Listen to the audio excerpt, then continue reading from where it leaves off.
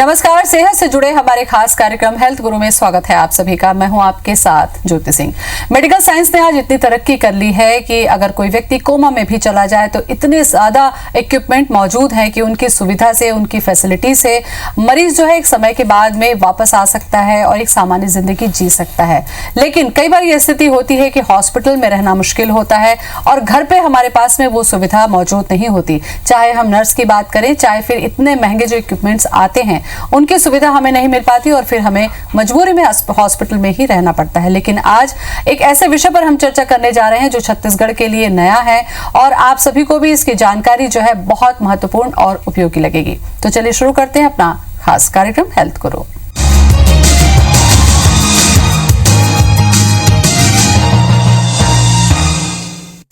क्या कभी हमें जरूरत पड़े ऑक्सीजन सिलेंडर की, वेंटिलेटर की, तो क्या ये हमें आसानी से घर पर उपलब्ध हो सकता है?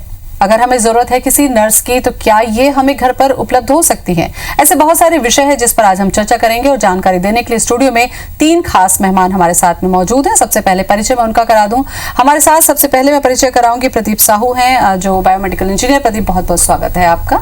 धन्यवाद। और हमारे साथ में है ब्रीज मोन है। ब्रीज, आपका भी बहुत बहुत स्वागत है। और विनीश है हमारे साथ में, विनीश सिसी। विनीश, आपका भी बहुत बहुत स्वागत है। मुझे लगता है शुरुआत ब्रीज मुझे आपसे ही करनी चाहिए, क्योंकि मेडिकल जो फील्ड है केवल डॉक्टर्स को ही हम नहीं देखे। आप देखिए कि जो सबसे ज्यादा मरीज के कोई करीब होता है तो वो होता है स्टाफ या नर्स। लेकिन ज्यादातर लोगों के मन में यही होता है कि जो हॉस्पिटल में काम कर रहे हैं या तो वो नर्स ही होंगे या इससे जुड़ा ही कोई काम कर रहे होंगे। आप लोगों का ये अनुभव कैसा रहा और आप इस फील्ड में जब आप आए तो कहाँ से मोटिवेशन मिला और अब क्या कर रहे हैं? एक्चुअली मैं केरला से हूँ। मैं और मेरा दोस्त है, हम दोनों केरला से हूँ। रायपुर में अराउंड 10 साल से हम लोग इधर हैं। एक्चुअली रायपुर में एक रेप्यूटेड हॉस्पिटल में एक नर्सिंग स्टाफ का जॉब करने के लिए हम लोग इधर आया। उसी टाइम को भी हम लोग बेसिकली बोले हो तो हम लोग मेरा घर पे बोले हो तो मेरा पापा एक किसान है। हम एक मिडिल क्लास फैमिली से हो। इधर एक नर्सिंग जॉब के लिए हम लोग आया। उसी टाइम को हमारा प्रोफेशन का थ्रू में कुछ अलग से कुछ करना है, उसी टाइम को हमारा मन में था। हम लोग छोटा मोटा पार्ट टाइम जॉब, जैसे पेशेंट के घर पे जाके कोई भी ड्रेसिंग, इंजेक्शन देना है, ऐसा छोटा छोटा काम हम लोग करते रहता था। उसी टाइम को हमारे बीच में एक होम केयर का एक कंसेप्ट आया। ये होम केयर मरीज को डिस्चार्ज करने के बाद घर पे जाके पेशेंट को सेवा करके उसको रिकवर करना है। उसके लिए पहली बार हमको एक पेशेंट मिला है, लेट डॉक्टर विपिन कंडलवाल। वो मैडम को डॉक्टर क्या बोला है ना, मैक्सिमम 7 दिन तक सर्वाइव कर पाएंगे, उससे ज़्यादा नहीं कर पाएंगे। जो भी होगा अपने घर पे होने दो बोल के हमको मिला है। हम लोग घर पे मैडम का घर पे एक ICU सेटअप बना के पूरा अरेंज किया है। पेशेंट को रिसीव करके काम चालू किया। उधर एक गॉड का मिराकल बोल सकते हैं, नहीं तो जो भी बोल सकते हैं। वो पेशेंट 7 डेज बोला वाला पेशेंट है ना, 2 ईयर तक हमको सर्विस किया है। उसी टाइम को वो मैडम का एक बेटा डॉक्टर शैलेश खंडलवाल सर, वो सर के साथ हम लोग मुलाकात हुआ है। सर हमको एक बहुत बड़ा प्लेटफॉर्म दिया है काम करने के लिए। छत्तीसगढ़ में रायपुर में काम करने के लिए एक बहुत बड़ा प्लेटफॉर्म दिया है। सर का एक कंसेप्ट था मनुष्य सेवा ईश्वर सेवा। ये सेवा के थ्रू में हम लोग काम चालू किए। होम केयर के लिए किस तरीके से आप लोगों को भूमिका मिली ये आपने बताया। मनुष्य सेवा ईश्वर की जो सेवा के बराबर होती है और यही मनुष्य का धर्म है। ये जो कॉन्सेप्ट है, आप देखिए कि जो मरीज होते हैं उनकी जब सेवा की जाती है, और सही कहा आपने कि 7 दिन जीने वाला व्यक्ति भी 2 साल और कई साल तक भी जी जाता है। बहुत बड़ी बात है ये। प्रदीप, आपसे मैं चर्चा करना चाहूँ, जैसा कि ब्रीज ने भी कहा कि 7 दिन तक जीने वाला व्यक्ति 2 साल अगर अपनों के बीच में रह लिया तो ये समय उनके लिए कितना कीमती होता है। ऐसे में जब घर पर हम लाने की बात करते हैं तो हमारे कई बार ऐसा होता है कि हमको व्हील चेयर चाहिए, बहुत सारे इक्विपमेंट की जरूरत पड़ती है, तो ये बहुत कॉस्टली होते हैं और इसी वजह से लोग हॉस्पिटल चले जाते हैं। आपको लगता है कि ये जो घर पे जो इक्विपमेंट की फैसिलिटी आप लोग दे पा रहे हैं, इसका आपको कहाँ से प्रेरणा मिली और ये अब कैसे हो रहा है? जी बिल्कुल, आपको बताना चाहूँगा मैं कि ये जो होती हैं बायोमेडिकल इक्विपमेंट्स होते हैं। बायोमेडिकल इक्विपमेंट्स, इसका मतलब ये होता है कि हॉस्पिटल में जो यूज़ होने वाली इक्विपमेंट्स हैं, मेडिकल इक्विपमेंट्स, ये काफ़ी सारे इक्विपमेंट्स होते हैं। बट जो घर में हम लोग जनरली यूज़ करते हैं वो इक्विपमेंट्स सिमिलर होते हैं हॉस्पिटल से। जब पेशेंट घर पे जाते हैं नर्सिंग स्टाफ के साथ में, तो उनको केयर करने के लिए नर्सिंग स्टाफ तो होता ही है, प्लस जो उनके इक्विपमेंट्स होते हैं उनको ड्राइव करने के लिए, उनको चलाने के लिए भी एक ट्रेंड स्टाफ की ज़रूरत होती है, जो कि नर्सिंग स्टाफ ऑलरेडी उनको ये चीज़ मालूम होता है हॉस्पिटल के थ्रू। तो जब उनको एक सपोर्ट की ज़रूरत होती है, जैसे कि एक एग्जांपल ऑक्सीजन मशीन की ज़रूरत हो गई, तो ऑक्सीजन मशीन को जो पेशेंट के अटेंडर हैं, जो उनके घर वाले हैं, वो उनको यूज़ नहीं कर पाएंगे, लेकिन जो एक नर्सिंग स्टाफ होता है वो प्रॉपरली यूज़ करता है। ऐसी ही बहुत सारी इक्विपमेंट है, जैसे उनको अगर डिसीज़ हो गई, पल्मोनोलॉजिस्ट डिसीज़ है, तो उनको इक्विपमेंट ऑटो बाईपेप मशीन की ज़रूरत होती है, वेंटिलेटर्स की ज़रूरत होती है। ये सारे इक्विपमेंट्स हम जो हैं घर पे प्रोवाइड करते हैं पेशेंट को with the help of nursing staff. तो नर्सिंग स्टाफ और एक इक्विपमेंट का जो कोलैबोरेशन है वो एज आ उनको हॉस्पिटल्स में जो मिलने वाली ट्रीटमेंट जो सुविधा है वो उनको घर पे भी मिल जाती है, और उससे वो क्या है बहुत जल्दी रिकवर होते हैं अपने घर वालों के बीच में रह के। बिल्कुल। कई बार पेशेंट जो है विनीश जाना नहीं चाहते हैं हॉस्पिटल। आप देखिए, उनको लगता है कि खास करके जब हम बुजुर्गों की बात करते हैं तो उनको ये लगता है कि जो भी करना है आप घर पर करिए, हम हॉस्पिटल नहीं जाएंगे। ऐसे में ये जो सेवा वाली बात है, कितनी कैटेगरीज में अब आप लोग काम कर रहे हैं, कितनी वैरायटी है कि आप लोग घर तक ये सेवा जो है वो पहुंचा पा रहे हैं?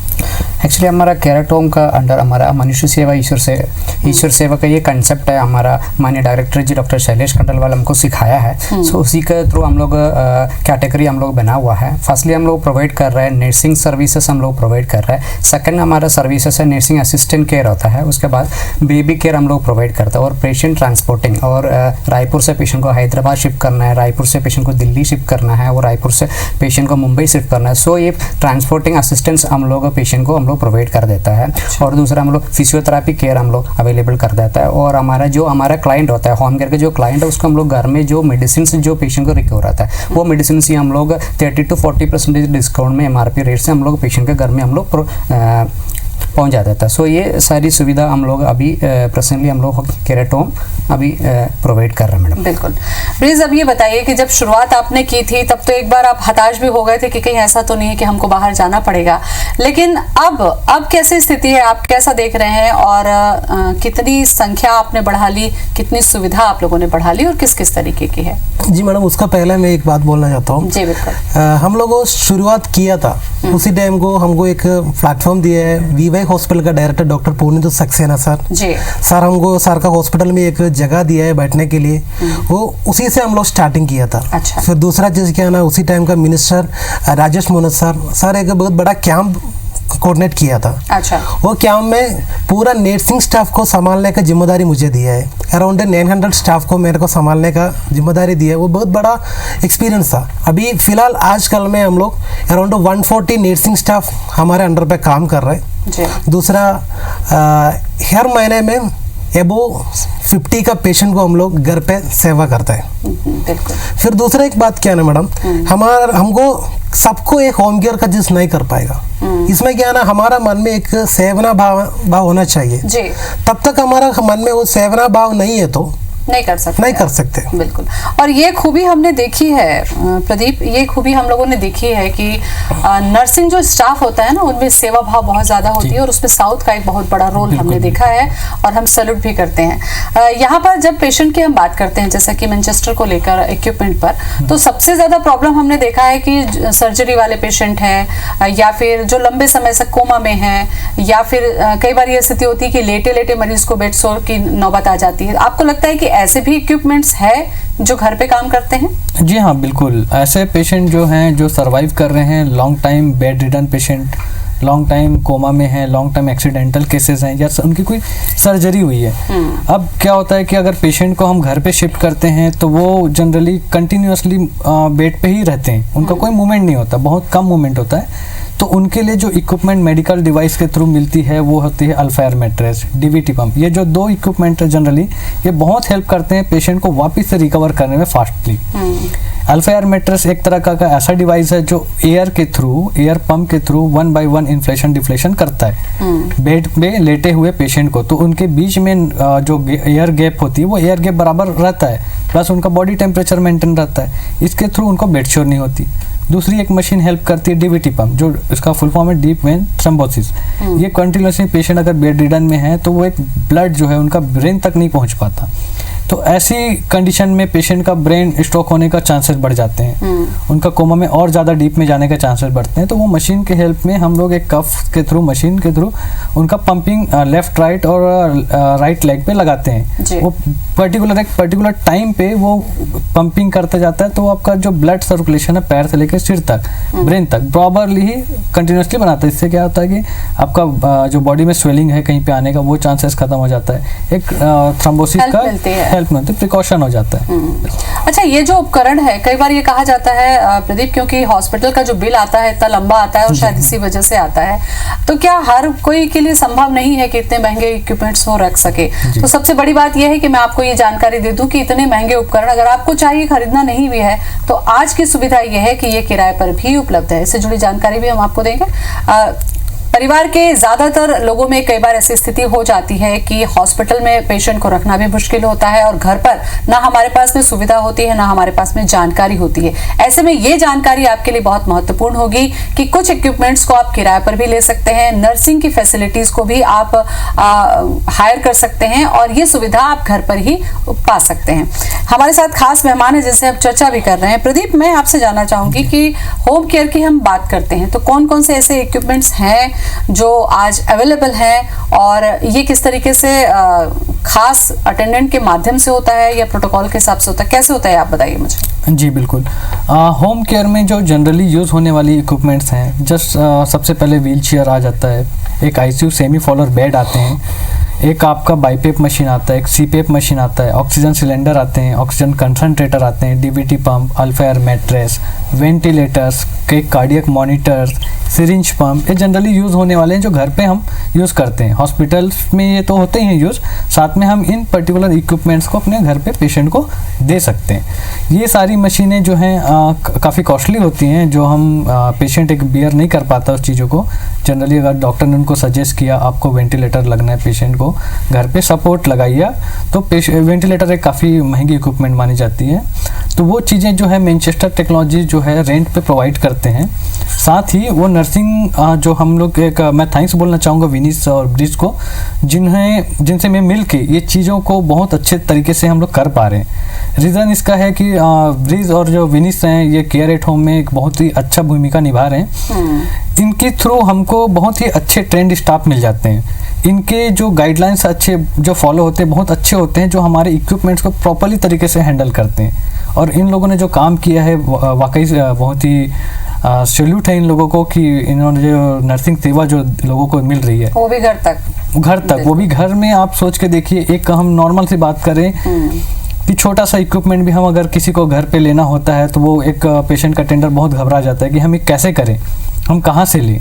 लेकिन जब आप एक छत के नीचे ही हमारा मैनचेस्टर टेक्नोलॉजी और केयर एट होम कोलैबोरेशन करके विनीश और ब्रिज के साथ में हमारी इनकी पूरी टीम उनको घर पे ये सुविधा दे रही है। बिल्कुल, बहुत महत्वपूर्ण बात आपने कही प्रदीप, क्योंकि अक्सर ये होता है कि भाई आपके पास में नर्स भी अगर मिल भी गई है तो आपके पास में इक्विपमेंट नहीं है, तो फिर वो नर्स भी बड़ा बेबस सी हो जाती है कि वो करेगी क्या। ब्रिज, आपसे मैं जानना चाहूंगी, महत्वपूर्ण काम आप कर रहे हैं और माउथ पब्लिसिटी के जरिए ये सेवा भावना की काम है। आप यकीन मानिए बहुत सारा परिवार ऐसा होगा जिन्हें जरूरत होती है नर्सिंग स्टाफ की। आपको लगता नहीं कि थोड़ा प्रचार प्रसार इसको करना चाहिए, लोगों तक इसकी जानकारी पहुंचाना बहुत जरूरी है? मैडम वो सब सही है, बट इसमें क्या है ना, हमको अभी तक 5 ईयर तक हम लोग एक home care to home company Raipur में है, बट अभी तक हम लोग एक प्रचार करने का तरीके से हम लोग अभी तक नहीं किया। जो भी डॉक्टर्स एडवाइस करते हैं वो एडवाइस का थ्रू भी हम लोग कर रहे हैं। ये क्या ना मैडम, हमारे पास ज़्यादा पेशेंट हो गया, हमारा हाथ से ज़्यादा हो गया तो हमको हैंडल नहीं कर सकते। अच्छा। एक हॉस्पिटल में 200 बेड का पेशेंट बेड है तो उसमें 250 पेशेंट को भी इमरजेंसी है तो रख सकते हैं, बट हमारे पास क्या है ना, ये सब पेशेंट अलग अलग जगह पे, एक पेशेंट का जगह से दूसरा पेशेंट का कम से कम 15 किलोमीटर 20 किलोमीटर का डिफरेंस होता है।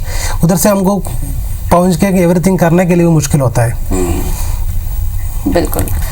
विनीश, आपसे मैं जानना चाहूँ, होम केयर की जब हम बात करते हैं, आप देखिए होम केयर में ऐसा नहीं है कि जो सीरियस पेशेंट है उन्हीं को है। कई बार ये होता है कि हार्ट की सर्जरी हुई है, उस पेशेंट को भी पोस्ट केयर की जरूरत पड़ती है, या कई घरों में कई बार ऐसा होता है कि डिलीवरी हुई है तो छोटे बच्चे को संभालने वाला कोई नहीं है, माँ की सिजेरियन हुई है। ऐसी स्थिति में क्या बेनिफिट है होम केयर का और इसमें किस किस तरीके से आप लोग काम कर रहे हैं?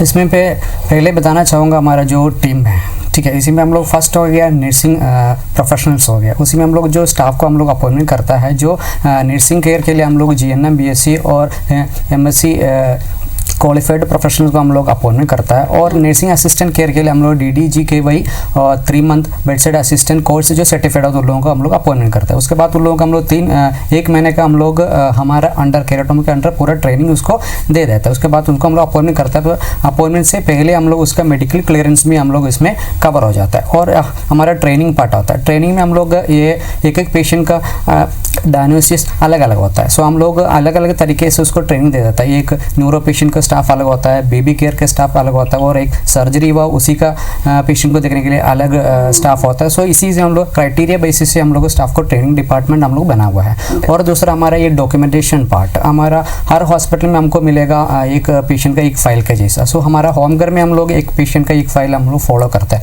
उसी में मेन चीज़ मैडम वो डॉक्यूमेंटेशन पार्ट है। ये डॉक्यूमेंटेशन पार्ट में हम लोग ये हॉस्पिटल में ICU के अंदर जो डॉक्यूमेंटेशन पार्ट होता है वो सेम चीज़ हम लोग घर में भी फॉलो करते हैं। उसमें हम लोग मेल भी फॉलो कर रहे हैं, वाइटल पैरामीटर्स और इनपुट आउटपुट चार्टिंग और पेशेंट का शुगर मॉनिटरिंग और पेशेंट का everything we have to and on the flow chart. So इसमें एक फ़ायदा और है मैडम, हम लोग जो पेशेंट अभी घर में है, सो बार बार पेशेंट को लेकर हमको फॉलोअप के लिए डॉक्टर के पास जाने की ज़रूरत नहीं रहता। हम लोग ये चार्ट के साथ हमारा कोऑर्डिनेटर जो होता है वो डॉक्टर को मिलने के लिए जाता है। सो घर में क्या चीज़ हो रहा है ये डॉक्टर पूरी चीज़ के समझ जाएगा, ये चार्ट देख के पूरी चीज़ समझ जाएगा। सो इसमें एक फ़ायदा है। दूसरा मैडम हमारा कोऑर्डिनेटर टीम होता है, ये कोऑर्डिनेटर टीम में वो लोग बहुत experience and trend nursing professional होता है। वो लोग एक्चुअली ये पूरा पेशेंट को लोग कोऑर्डिनेट करता है, और जैसे पेशेंट डिस्चार्ज होने से पहले हम लोग पेशेंट को मिल देता है। उसके बाद पेशेंट हम लोग कैटेगरी कैसे से it is medical care, it is nursing assistant care, हम लोग कैटेगरी कैसे। उसके बाद हम लोग प्रदीप जी के साथ हम लोग जो इक्विपमेंट्स का बात करता है, उसके बाद पूरा इक्विपमेंट्स हम लोग घर में पहले अरेंज कर देता है। उसके बाद हम लोग पेशेंट को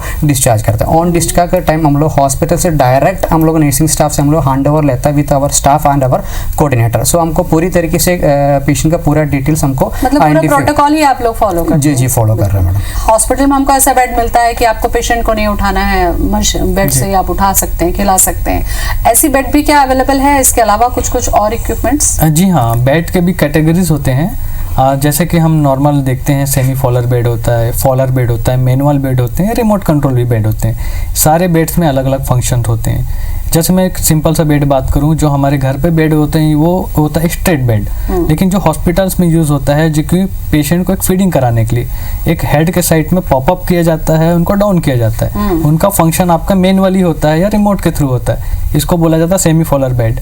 वैसा ही बेड होता है रिमोट कंट्रोल बेड, जिसमें सारे फंक्शन आप यूज़ करते हैं। पेशेंट को हेड के साइड, फुट के साइड टिल्ट करा सकते हैं, उनको अप्स एंड डाउन करा सकते हैं, तो पूरा काम आप बेड पे कराते हैं। वो डिफरेंट बेड होता है, उसको बोलता जाता है हॉस्पिटल्स बेड। विनेश, यहाँ पर एक सवाल और कि अगर जैसे कि आप घर पर केयर कर रहे हैं, लेकिन हो सकता है कि हालत कभी बिगड़ जाए, मान लीजिए सर्जरी वाला पेशेंट, इमरजेंसी की नौबत आ जाए, तो ऐसी परिस्थितियों को कैसे हैंडल करते हैं फिर आप लोग? केराटो में हमारा एक इमरजेंसी टीम होता है, उन लोग ACLS और BLS ट्रेन रहता है। उसमें मेन हेड ऑफ द हमारा इमरजेंसी टीम है डॉक्टर खुशी खंडलवाल, जो हमारा डॉक्टर है। सो उन लोग 24/7 अवेलेबल होता है। उन लोग कुछ भी एक पेशेंट के घर में कुछ भी इमरजेंसी सिचुएशन आता है, उन लोग within no time limit लोग पेशेंट के घर में पहुंच जाता है। उनको पेशेंट का कंडीशन असेस करता है। सो वो लोग घर में मैनेज हो सकता है तो लोग घर में मैनेज करता है। इफ पेशेंट हॉस्पिटल का ज़रूरत है, हमको घर में मैनेज करने के लिटिल मोर लिमिट्स हमको रहता है। सो हॉस्पिटल का ज़रूरत है तो लोग within no time limit उन लोग पेशेंट को हॉस्पिटल शिफ्ट करके पेशेंट को लाइफ सेव कर देता है उसमें। ब्रिज, आपसे जानना चाहूंगी कि महत्वपूर्ण काम जब आप लोग कर रहे हैं तो कैसा लग रहा है, और जो सेटिस्फेक्शन होता है जो परिजनों का या पेशेंट का, तो वो किस तरीके से मिल रहा है आपको, और आगे क्या सोचा है आप लोगों ने? इसमें क्या ना 100% सेटिस्फेक्शन मिल रहा है। क्या ना हम लोग नर्सिंग प्रोफेशन में एक अलग तरीके से सोच के हमको एक अलग रास्ते में जाने के लिए एक मौका मिला है, उसमें से 100% हम लोग थैंक्स बोलते हैं। बहुत अहम काम कर रहे हैं। मुझे लगता है कि विनेश, आप भी कुछ कहना चाहें, संक्षेप में आप बताएं कि आपको कैसा लग रहा है इस सेवा भाव वाले काम में जुड़कर, और क्या कहना चाहेंगे जनता से आप? होम केयर लेने से एक फ़ायदा ये रहता है, हम लोग 1:1 पेशेंट रेशियो होता है। सो एक स्टाफ हम लोग 12 घंटे के लिए ड्यूटी हम लोग ले रहे हैं। सो उसी में क्या होता है, पेशेंट का स्टाफ का पूरा कॉन्सेंट्रेशन पेशेंट का होता है। सो उनको करेक्ट टाइम में मील्स मिल जाता है, करेक्ट मेडिकेशन मिल जाता है, करेक्ट टाइम उसका डेली नीड्स हमको पूरा कर देता है। सो पेशेंट रिकवरी के चांसेस बहुत जल्दी हो जाता है। और दूसरा एक बात इसमें पेशेंट का कंफर्ट और पेशेंट का रिलेटिव का फ्रीडम हो जाता है। पेशेंट कंफर्ट कैसे होता है, अपने घर में वो रुक के सारी फैमिली को वो देख सकता है, सारी फैमिली को उसके बात करता है। और पेशेंट रिलेटिव का ये होता है, उनको कहीं भी जा सकता है, पेशेंट का रिस्पॉन्सिबिलिटी हमारा है। सो उनका जो कई टाइम में आपको जा सकता है फ्री होके, उनको जो अपना काम करने के लिए बिल्कुल जा सकता है। ये इस पर तो हमने चर्चा की ही नहीं थी। और सबसे बड़ी बात ये है ब्रीज और विनीश, वो ये कि आप लोग जो काम कर रहे हैं वो एक महत्वपूर्ण काम कर रहा है, जाहिर सी बात है सेटिस्फेक्शन तो होगा ही। प्रदीप, आपसे भी मैं छोटा सा कमेंट चाहूंगी कि आप लोग ये जो इक्विपमेंट देने की जो बात करते हैं, उसमें लगता है आपको कि कुछ और ऐसा है जो समय के साथ आप लोग इसमें आगे बढ़ाएंगे कि वो उन चीज़ों को भी इंक्लूड करें? जी हाँ, बिल्कुल। जैसा कि एक पेशेंट जब बात होती है नर्सिंग घर पे उनको अरेंज करना है, इक्विपमेंट भी साथ में अरेंज करना, तो काफ़ी घबरा जाते हैं वो कि इतनी सारी चीज़ें हम कहाँ से अरेंज करें। जब बात आती है उनको परचेस करने की, तो इतनी सारी महंगी इक्विपमेंट्स हैं, नर्सिंग प्रोवाइड करना है, इतनी सारी चीज़ें बल्क अमाउंट में आ जाना है, तो उसको हम लोग एक ईजिली तरीके पे से हम लोग ये सोचना, हमारा मानना ये है कि चिकित्सा जो है सस्ती होनी चाहिए। तो उस क्षेत्र में मैं जैसे पेशे से मैं बायोमेडिकल इंजीनियर था, मैंने अपने जॉब के साथ साथ में ये फील्ड को चालू किया कि लोगों को ये चीज़ें जितनी दिन उनको ज़रूरतें हैं उतनी दिन तक उनको वो चीज़ किराए पे मिले, नॉमिनल कॉस्ट पे, आर्थिक बोझ पे नहीं पड़ता जी, आर्थिक बोझ भी ना पड़े, उनको जितने दिन उनको यूज़ करना है वो यूज़ करें, उसके बाद वो चीज़ें रिटर्न कर दें ताकि वो दूसरे पेशेंट को यूज़ हो सके। इस तरीके से बहुत महत्वपूर्ण काम आप लोग कर रहे हैं। और सबसे बड़ी बात यह है कि केवल ये आप अपने लिए नहीं कर रहे हैं, दूसरों के लिए कर रहे हैं। और साथ साथ एक चीज ब्रीज और विनीश, मैं आपसे भी कहना चाहूंगी प्रदीप, कि रोजगार का भी एक मौका आप लोगों को दे रहे हैं। क्योंकि आप सोचिए, अगर आपके साथ में 150 लोग जुड़े हुए हैं तो उनको कहीं ना कहीं आपने पढ़ाई के बाद एक रोजगार भी दिया है। बहुत अहम चर्चा आपने की, बहुत बहुत धन्यवाद मैं आपका करना चाहूंगी।